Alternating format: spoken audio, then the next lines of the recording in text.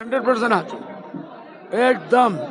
কাপড় টাপড় বানাই এমএলএ চিকার কারণেও কাপড় বানাই উই আর রেডি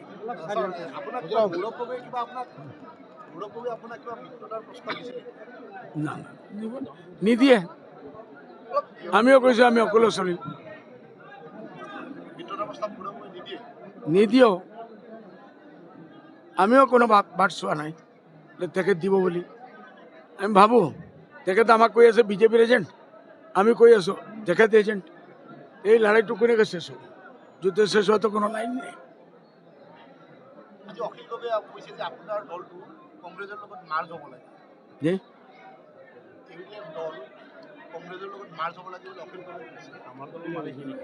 না না তার পরামর্শ দিয়ান সবর রাইট আছে আমি এইটো নকওঁ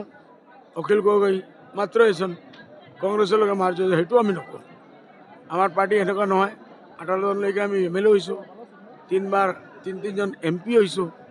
তাৰপিছতো আমি নকওঁ বোলে কংগ্ৰেছৰ লগত মাৰ্জ হ'ব লাগে যদি সি কৈ থাকে তাক ধন্যবাদ জনাইছোঁ মোৰ পৰামৰ্শ আছে টাইম আহিলে আমি চিন্তা কৰিম মই খোলাখুলি কৈছোঁ আমিও হাৰিম কংগ্ৰেছো হাৰিব বিজেপি ওলাই যাব চাপ চাপ ৱাকৱাৰ দি আছোঁ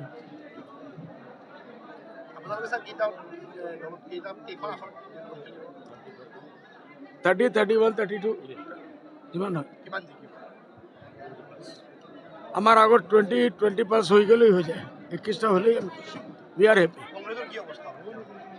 কংগ্ৰেছ আমি কংগ্ৰেছৰ কাৰণে দোৱা কৰিম আমি ইমান টাইমই নাই ইমান মগজ আমি কিয় টাইম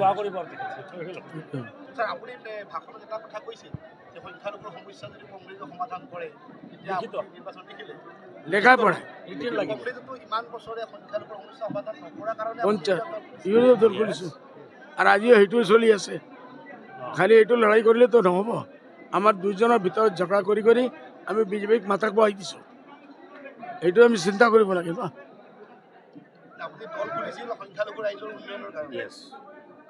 নট অনলি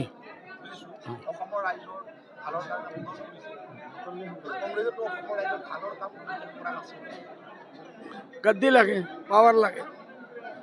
লাগে লাগে মহাৰাষ্ট্ৰ গ'ল পাৱাৰ লাগে কৰি কৰি হাৰিয়ানা গ'ল পাৱাৰ লাগে বিহাৰ গ'ল এতিয়া আৰু কোন আছে কংগ্ৰেছৰ ৰাজত্ব কোনো জেগাই নাই অসমো যাব আৰু বেয়া হ'ব পাৰে যদি সেনেকুৱাই থাকে মই যে প্ৰস্তাৱটো দিছোঁ আপোনালোকে এইটো ইমানদাৰৰ সাথে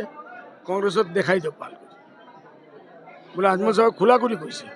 আহক না ঠিক আছে এইটো আমি লড়াই কৰিবই লাগিব